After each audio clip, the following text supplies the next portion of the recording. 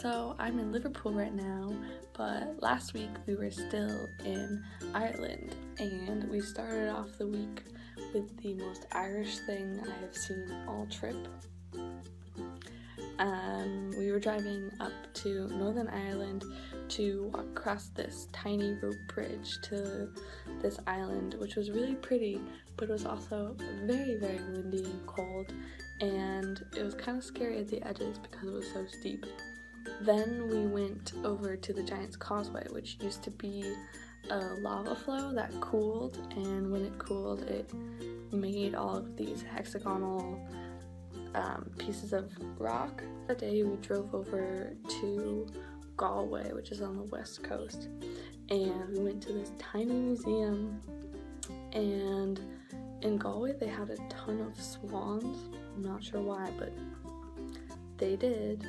There was also an art festival going on, so there was a gallery of this artist from Australia, and it started off pretty tame, but by the end it got pretty weird. Galway is also supposed to be the rainiest city in Ireland, and surprisingly it was the nicest day that we've had this entire trip. At the end of the week we went to a comedy festival and we saw John Mulaney perform. He was really good. And on the way back, I guess Josh's dad asked him to take a picture of a specific car. So when we were walking, we found that car and Josh tried to take a picture. The thing is, only Josh's front camera works, so he has to take pictures like this. Sadly, we had to leave Ireland soon after. And you know, there are things I really will miss about Ireland, like all the cows. There are seriously a lot of cows.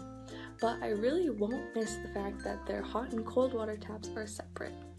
Our plane to England was a tiny plane, not as small as Costa Rica, but still pretty small. When we got to Liverpool and after we settled in, we went to this little Italian place and I got a really good pizza. After lunch, we went to Liverpool Cathedral, which is the third largest enclosed space in Europe. It was very hard to get a video showing how big it was, so I just took a video of the model that they had inside the actual cathedral. We ended up going to the top of the cathedral, which is very high up. There's also a lot of wind, but it was a really nice view. On Thursday we went to London and we kind of walked around a little bit, saw Buckingham Palace, and had a really nice dinner. On Friday we went to a U-boat museum and we got to see an actual U-boat that was sunk during World War II and an Enigma machine, which was super cool. I promised that we've actually been visiting pharma companies and stuff, but they don't really let us film, so there's not much to talk about with that. But I am doing work, so when you're watching this, I'll be in Wales, so you'll get to see that in my next video. I hope you had a great week, and I will see you next week. Bye!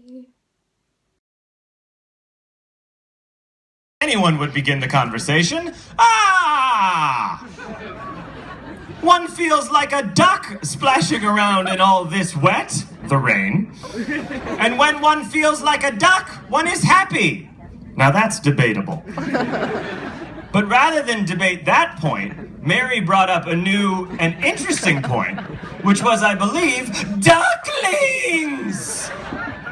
To which Mr. Finch, ever the realist about his own age, replied, "Too old to be a duckling." As if to say, Mary, goddammit, don't you see? My duckling days are behind me. I'm a duck now. And to prove it, I'm gonna say the most famous duck catchphrase that there is. Quack, quack!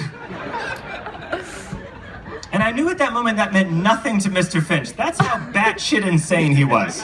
He said shit like that. You know people so crazy where it just means nothing to them?